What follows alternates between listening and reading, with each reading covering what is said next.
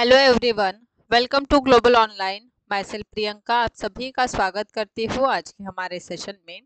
आज हम NTA UGC net examination के लिए पेपर क्रमांक 2 इतिहास, इसमें हमने यूनिट क्रमांक 2 एंशियंट हिस्ट्री को हमने स्टार्ट किया है और आज के पर्टिकुलर सेशन में हम मौर्योत्तर time period, post Maurya period के बारे में अध्ययन करेंगे। यह जो टाइम पीरियड है महत्वपूर्ण है क्योंकि यहाँ पर क्षेत्रीय राज्यों का उदय हमें देखने को मिलता है, जिसके अंतर्गत शुंग हो गए, कण्व हो गए, सातवाहन हो गए। यह जो डायनेस्टी हमें इतिहास में देखने को मिलती है महत्वपूर्ण है और एग्जामिनेशन में यहाँ से जरूर से हमें जो है प्रश्न देखने को मिलते हैं। साथ ही साथ एनटीए यूजीसी नेट एग्जामिनेशन अगर आप हिस्ट्री से टारगेट कर रहे हो तो आप सभी के लिए कंप्लीट कोर्स अवेलेबल है। यह कंप्लीट कोर्स के माध्यम से आने वाली एग्जामिनेशन एवं दिसंबर एग्जामिनेशन 1 ईयर वैलिडिटी के साथ आपके लिए यह कंप्लीट कोर्स अवेलेबल है, जिसमें आपको डेली बेसिस पर लाइव वीडियो लेक्चर्स अवेलेबल है, full syllabus video lectures available है, फुल सिलेबस नोट्स अवेलेबल है, साथ ही साथ क्लास की पीडीएफ भी अवेलेबल आपको की जाएंगी, जिससे कि आप इजीली अध्ययन कर सकते हो। मॉक टेस्ट अवेलेबल है आपके प्रैक्टिस के लिए, साथ ही साथ practice PYQ with detail solution आपको मिलेगा, जिससे कि प्रीवियस एग्जामिनेशन में किस प्रकार से प्रश्न पूछे गए हैं यह समझने में भी आपको आसानी होगी। यह जो कंप्लीट कोर्स है इसकी फीस मात्र 10,000 है। इस पर आपको 20% डिस्काउंट मिलेगा और मात्र 8,000 में यह complete course with paper 1 available है। आज ही आप ऑफिशियल नंबर्स पे कांटेक्ट कीजिए और कोर्स को ज्वाइन कीजिए। साथ ही साथ प्ले स्टोर से ग्लोबल ऑनलाइन ऐप डाउनलोड कर स्टोर नामक ऑप्शन से हिस्ट्री का कोर्स सर्च करना है और कंटेंट के सेक्शन से आप वीडियो लेक्चर्स देख सकते हो। ऑफिशियल नंबर आपके स्क्रीन पर विजिबल है, इस नंबर पे कांटेक्ट कीजिए। जैसे कि आप सभी को पता है प्रीवियस सेशन में हमने अध्ययन किया है किस प्रकार से पाषाण काल, जिसको लिथिक एज हम कहते हैं, है ना। तो लिथिक एज के बारे में हमने अध्ययन किया है ना। तो पाषाण काल के अंतर्गत 3 प्रकार से पाषाण काल का हम अध्ययन करते हैं। एक है पुरा पाषाण काल, दूसरा है मध्य पाषाण काल एवं तीसरा है नव पाषाण काल। पुरा पाषाण काल जो है इसको 3 भाग में हमने विभाजित किया। पहला है निम्न पुरा पाषाण काल, दूसरा है मध्य पुरा पाषाण काल और तीसरा है उच्च पुरा पाषाण काल। पाषाण काल को अध्ययन करने के बाद हम मध्य पाषाण काल की तरफ बढ़े और मध्य पाषाण काल में हमने देखी पशुपालन को शुरुआत हुई, है ना। तो पशुपालन के साक्ष्य भी हमने देखे और किस प्रकार से पुरा पाषाण काल से लेके मध्य पाषाण काल में एक प्रकार से चेंज हमें देखने को मिला है। यहाँ से हमने नवपाषाण काल अध्ययन किया है, जिससे हमने देखा कि कृषि की शुरुआत हुई। अगर कृषि की शुरुआत हो रही है तो उत्पन्न आ जाएगा, माने कि सरप्लस का जो संकल्पना है, सरप्लस उत्पन्न जो है, अधिशेष उत्पादन जिसको कहा जाता है वह होगा। अगर अधिशेष उत्पन्न हो रहा है तो ऑब्वियसली उसका संग्रह करेंगे। संग्रह किस में करेंगे? मृत भांड में करेंगे, माने कि चाक का जो शोध है इसी टाइम पीरियड में हमें देखने को मिलता है। इस प्रकार से पाषाण काल को पुरा पाषाण काल, मध्य पाषाण काल एवं नव पाषाण काल में हमने अध्ययन किया है। इसके बाद के सेशन में हमने वैदिक संस्कृति के बारे में देखा। 1500 बीसी से लेके 1000 बीसी तक वैदिक कल्चर के बारे में डिटेल से अध्ययन किया। और जब हमने वैदिक संस्कृति को डिटेल से जान लिया उसके बाद लेटर वैदिक पीरियड के तरफ हम बढ़े और किस प्रकार से वैदिक काल से लेकर उत्तर वैदिक काल में सिचुएशन हमें चेंज जो है ना हमें देखने को मिला है ना। तो उत्तर वैदिक काल में हमने चेंज देखा, ठीक है। समाज हो, अर्थव्यवस्था हो, धर्म हो, है ना, किस प्रकार से चेंज परिवर्तन हमें देखने को मिला। इसके बाद 16 महाजन पदों का हमने अध्ययन किया।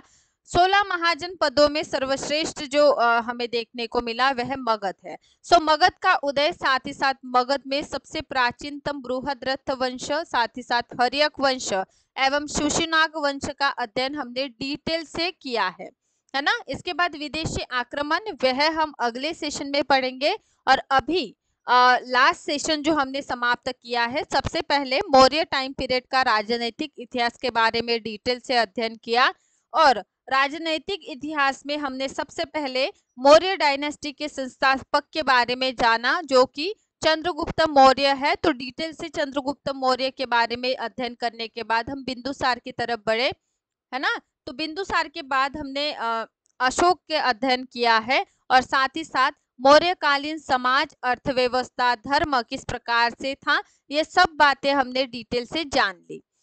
आज के पर्टिकुलर सेशन में हमें मौर्योत्तर टाइम पीरियड के बारे में देखना है, पोस्ट मौर्य पीरियड के बारे में डिटेल से अध्ययन करेंगे। इसमें क्षेत्रीय राज्यों का उदय, जिसमें हम शुंग वंश को अध्ययन करते हैं, कण्व वंश को अध्ययन करते हैं, वाकाटक वंश को अध्ययन करते हैं, और सातवाहन वंश को हम देखते हैं, है ना। तो आज के पर्टिकुलर सेशन में हमें शुंग, कण्व एवं सातवाहन वंश को क्या करना है, अध्ययन करना है। तो देखिए क्या होता है, मौर्य साम्राज्य का विघटन हो जाता है, और विघटन के बाद क्षेत्रीय ताकत जो है ना अपने पांव पसारना शुरुआत कर देते हैं, और इसी में ही पहला वंश हमारा आ जाएगा, वो रहेगा शुंग वंश। ठीक है। मौर्योत्तर टाइम पीरियड को दो पार्ट में हमें डिवाइड कर लेना है। पहला है क्षेत्रीय राज्यों का उदय, इसके अंतर्गत शुंग, कण्व, वाकाटक, सातवाहन अध्ययन करेंगे। और दूसरा है विदेशी आक्रमण, जिसके अंतर्गत हिंद यवन आक्रमण, शक, सिंथियन का आक्रमण, पर्शियन एवं कुषाण, इनके बारे में हमें डिटेल से अध्ययन करना है। और जैसे कि आप सभी को पता है कि पीवाईक्यू बहुत से जो है कुषाण डायनेस्टी के ऊपर हमें पूछे गए हैं। इसका अर्थ ये सभी टॉपिक जो है हमारे एग्जामिनेशन के पॉइंट ऑफ व्यू से बहुत ही इंपॉर्टेंट हो जाते हैं। मौर्योत्तर कालखंड के अंतर्गत सबसे पहले हम मौर्य साम्राज्य 185 ईसा पूर्व में हम देखते हैं ह्रास होने को शुरुआत हुई, और इसके विघटन के बाद तत्कालीन बड़े साम्राज्य की स्थापना नहीं हुई, तो छोटे छोटे राज्य जो है ना अस्तित्व में आए।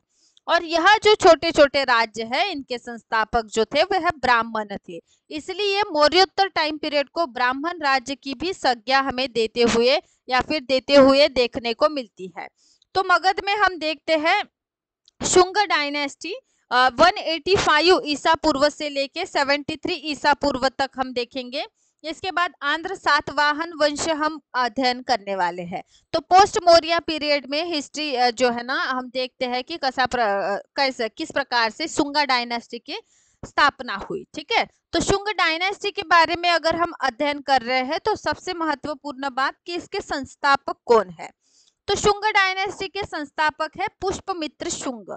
ठीक है। 185 ईसा पूर्व से लेके 149 ईसा पूर्व तक पुष्पमित्र शुंग जो है ना, इनके पूर्वज उज्जैन के क्षेत्र में भारद्वाज ब्राह्मण थे। ठीक है। और याद रखिएगा मौर्योत्तर टाइम पीरियड में हम ब्राह्मण की उपाधि दी जाती है, ब्राह्मण राज्य करके इनको संबोधित करते हैं। ठीक है। क्योंकि इसके बाद के जो भी हम वंश देखेंगे वह ब्राह्मण बिलोंग करते हैं, इसलिए। ठीक है। तो याद रखिएगा कि पुष्पमित्र शुंग जो है उज्जैन के भारद्वाज ब्राह्मण थे, जो मौर्य साम्राज्य में सेवा में थे, है ना। तो मौर्य वंश का जब अंत हुआ, अंतिम शासक हम देखेंगे बृहद्रथ थे। मौर्य डायनेस्टी के अंतिम शासक कौन थे? बृहद्रथ थे। तो बृहदत्त के सेनापति थे कौन? तो पुष्पमित्र शुंग। ओके। सो पुष्पमित्र शुंग जो है ना बृहद्रथ के क्या थे? यह बृहदत्त के सेनापति थे। और जब बृहद्रथ जो है सेना का परीक्षण कर रहे थे, तब खुले मैदान में इनको मार डाला। किसने? पुष्पमित्र शुंग ने। अगर मार डाला तो ऑब्वियसली वह क्या करेंगे? खुद शासक बनेंगे। तो इसी प्रकार से हम देखेंगे कि एक नए डायनेस्टी, जिसको शुंग डायनेस्टी के नाम से जानते हैं, इसकी क्या हो गई? इस्टेब्लिशमेंट हो गई। ठीक है। सो पुष्पमित्र शुंग। ओके। नेक्स्ट हम देखते हैं सत्ता संभालने के बाद पुष्पमित्र शुंग ने मौर्य साम्राज्य को एकजुट करने की कोशिश की, और अवंती राष्ट्र में स्थित साम्राज्य की दूसरी राजधानी विदिशा को बना लिया। इसका अर्थ पुष्पमित्र शुंग इनके टाइम पीरियड में दूसरी राजधानी कौन सी थी? विदिशा थी। और याद रखिएगा कि विदिशा का गवर्नर जो है पुष्पमित्र शुंग ने अपने पुत्र, जिनका क्या नाम है? अग्निमित्र है। ठीक है। तो अग्निमित्र जो है ना, इनको इसका गवर्नर बना दिया। और अग्निमित्र के नाम से हाँ आपको याद रखना है मालविका अग्निमित्रम। ठीक है। सो मालविका अग्निमित्रम नाटक है जो रचित है कालिदास जी द्वारा। ठीक है। सो यह नाटक का जो मेन कैरेक्टर है अग्निमित्र है, और यह कौन से वंश को बिलोंग करते हैं? शुंग वंश को। ठीक है। और उनकी रानी थी मालविका। तो यह मालविका अग्निमित्रम, ये पूर्णतः प्रेम कहानी बताई गई है अग्निमित्रम और मालविका की, जिसका नाम दिया गया है मालविका अग्निमित्रम। ठीक है, तो इस प्रकार से पुष्पमित्र शुंग, इनके पुत्र कौन है? अग्निमित्र, जो कहाँ के गवर्नर है? विदिशा के।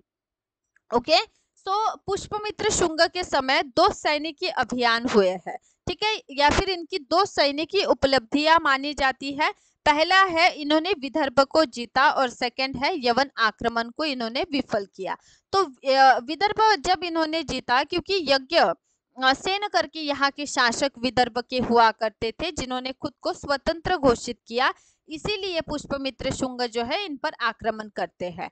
ठीक है, और सेकेंडली हम देखते हैं कि पुष्पमित्र ने अपने पुत्र अग्निमित्र को विदर्भ पर आक्रमण करने का आदेश दिया था।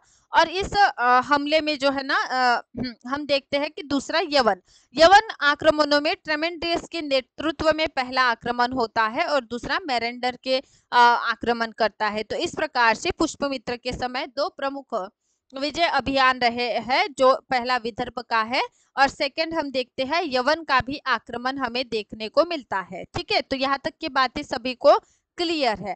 सेकेंडली हम देखते हैं अयोध्या अभिलेख। ठीक है, धनदेह का यह अभिलेख है और धनदेह जो है ना इसी वंश के शासक हमें देखने को मिलेंगे। ठीक है, तो अयोध्या अभिलेख किसका है? ऐसा बहुत बार एग्जामिनेशन में हमें प्रश्न भी देखने को मिलता है ना।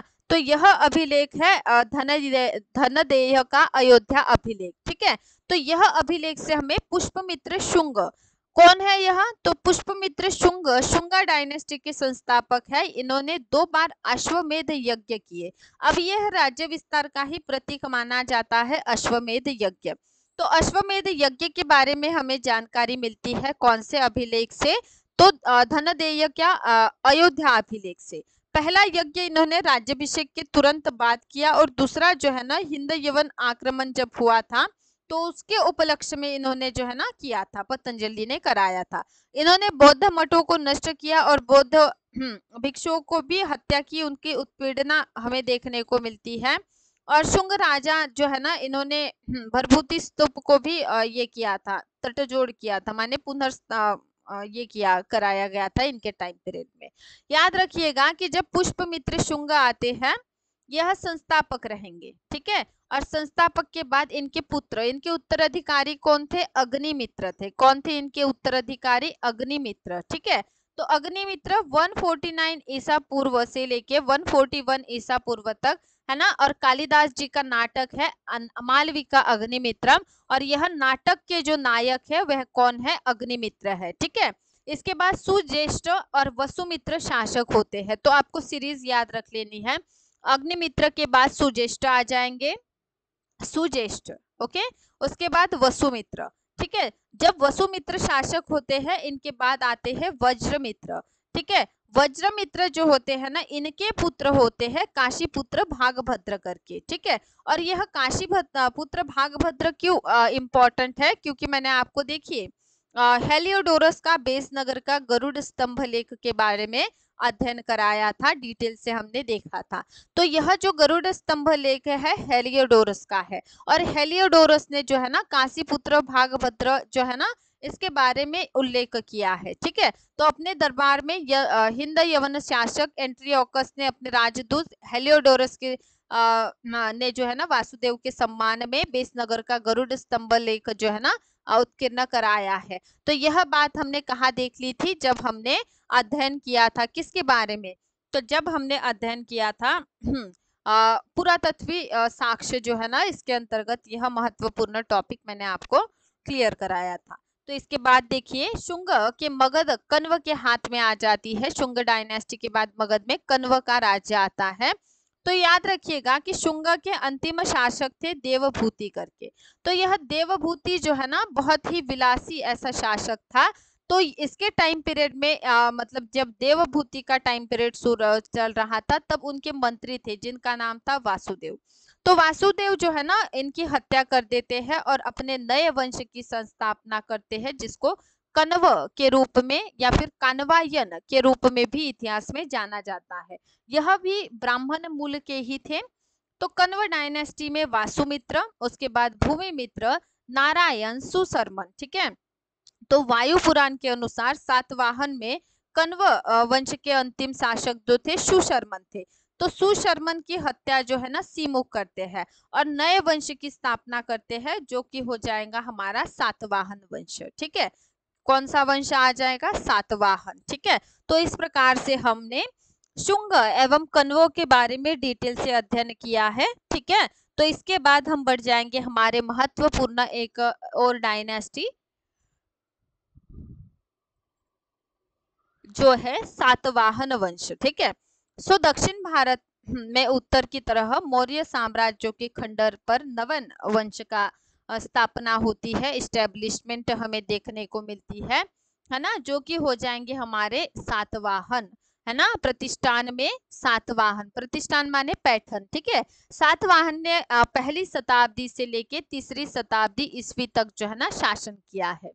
सातवाहन को दक्षिण भारत में पहला साम्राज्य स्थापित करने का श्रेय भी दिया जाता है और इसके जो संस्थापक है सीमुक है। सातवाहन वंश के जो संस्थापक है वह कौन है? सीमुक है। तो पहले जो शासक आ जाएंगे इस डायनेस्टी के वे सीमुक हो जाएंगे। 60 ईसा पूर्व से लेके 37 ईसा पूर्व तक जो है ना सातवाहन शासक सीमुक आते हैं। तो सातवाहन की उत्पत्ति किस प्रकार से हुई है, तो इस बारे में संबंधित माहिती इंफॉर्मेशन जो है ना विवादास्पद हमें देखने को मिलती है।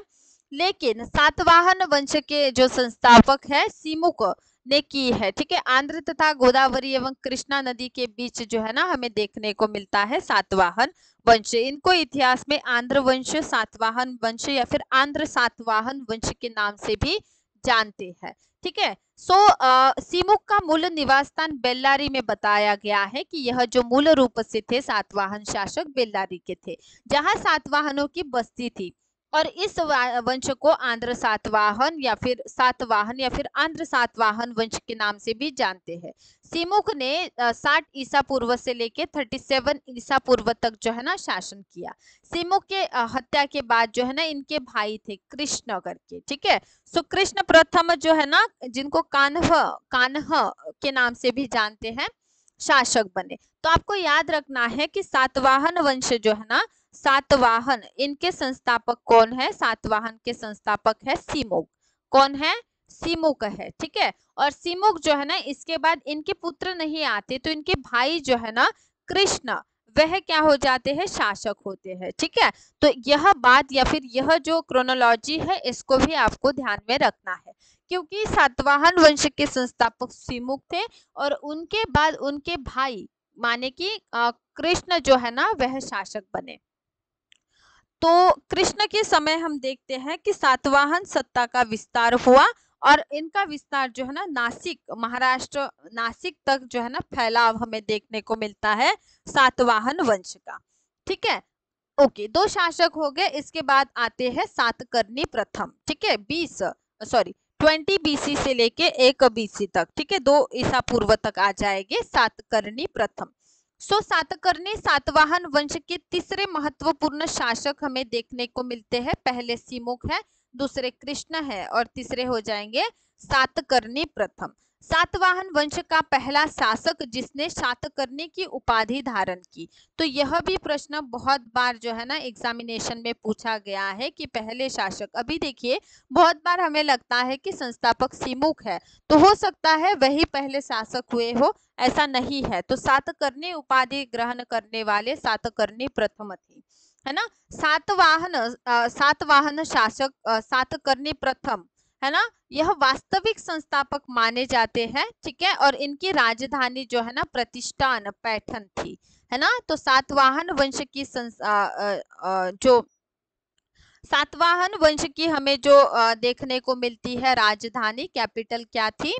तो पैठन है। क्या है? पैठन है। ठीक है, तो इतनी बातें आपको सातकर्णी के बारे में याद रखना है ना। क्या क्या याद रखेंगे कि इनकी राजधानी क्या है? राजधानी प्रतिष्ठान है। ओके ओके, याद रखिएगा कि सातकर्णी प्रथम जो है ना यह सीमुक के मतलब सीमुक इनके पिता थे। ठीक है, माने कि यह किसके पुत्र हो गए? सीमुक के। इनका विवाह हुआ था नागनिका के साथ। नागनिका जो है ना महाराष्ट्र की मराठी की पुत्री थी, ठीक है। तो नागनिका है ना महारथी है ना, तो इनके घराने से यह बिलोंग करती थी नागनिका, इनसे विवाह हुआ। और नागनिका जो है ना इनका एक अभिलेख है जिसको हम नानाघाट अभिलेख के नाम से जानते हैं, ठीक है। तो याद रखिएगा कि नागनिका कौन है ना। तो नागनिका यह वाइफ है किनकी, सातकर्णी की, किनकी, सातकर्णी की यह क्या है, पत्नी है, ठीक है। चलिए, और नागनिका का जो अभिलेख है उसको किस नाम से जानते हैं, नाना घाट अभिलेख के नाम से इसको जानते हैं।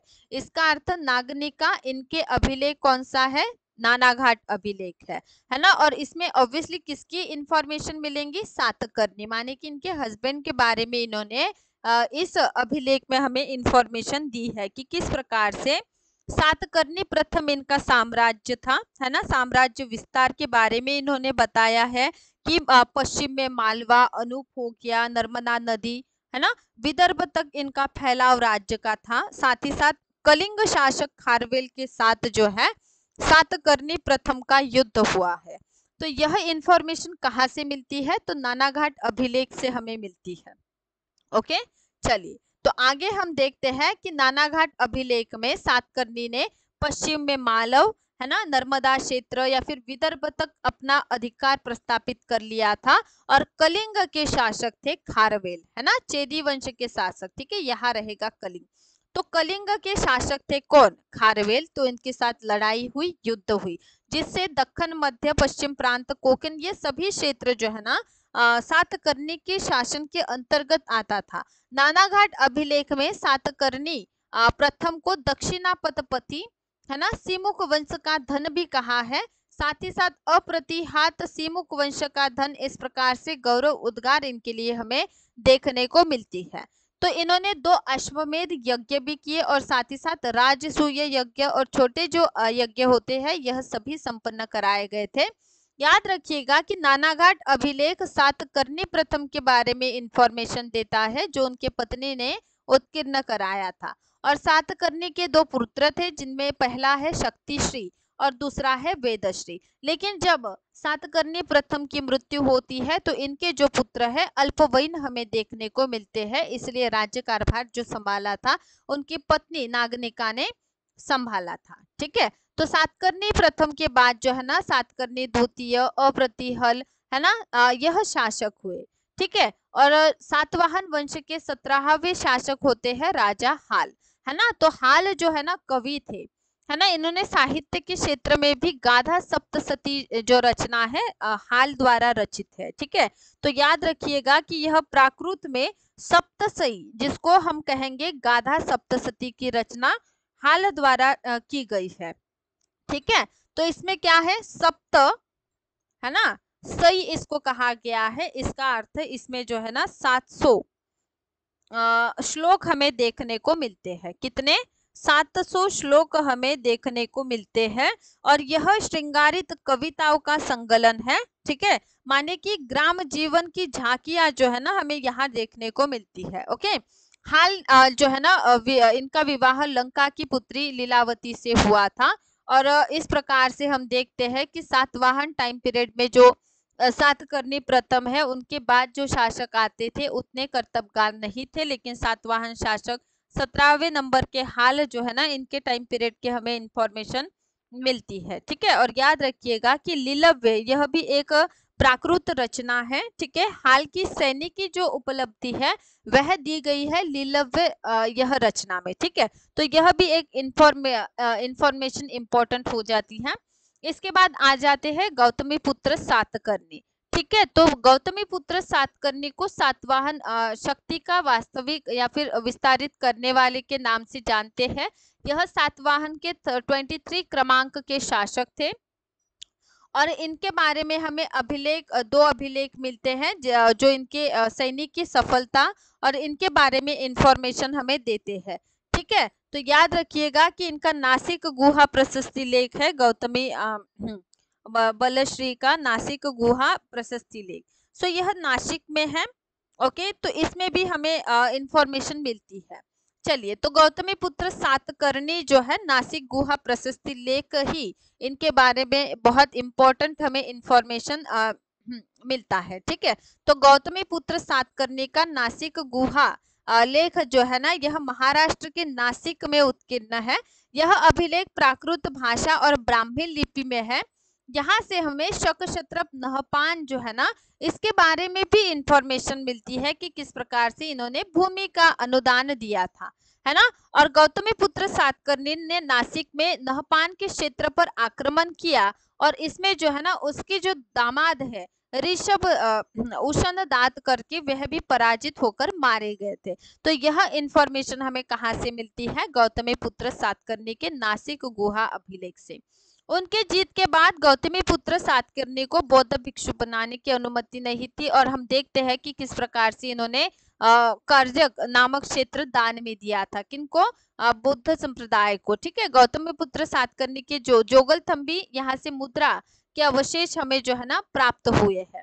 ओके, गौतमी बलश्री का गुहा प्रशस्ति लेख जो है ना महाराष्ट्र के नासिक में है और भाषा पता है, और यह उनकी माँ ने उत्कीर्ण कराया था, गौतमी बलश्री ने। ठीक है, और जब इन्होंने उत्कीर्ण कराया तब नेक्स्ट उनके जो पुत्र है वशिष्ठ पुत्र पुलवामी का टाइम पीरियड चल रहा था, इसलिए कभी कभी इसको वशिष्ठ पुत्र पुलवामी का भी अभिलेख के नाम से हम जानते हैं।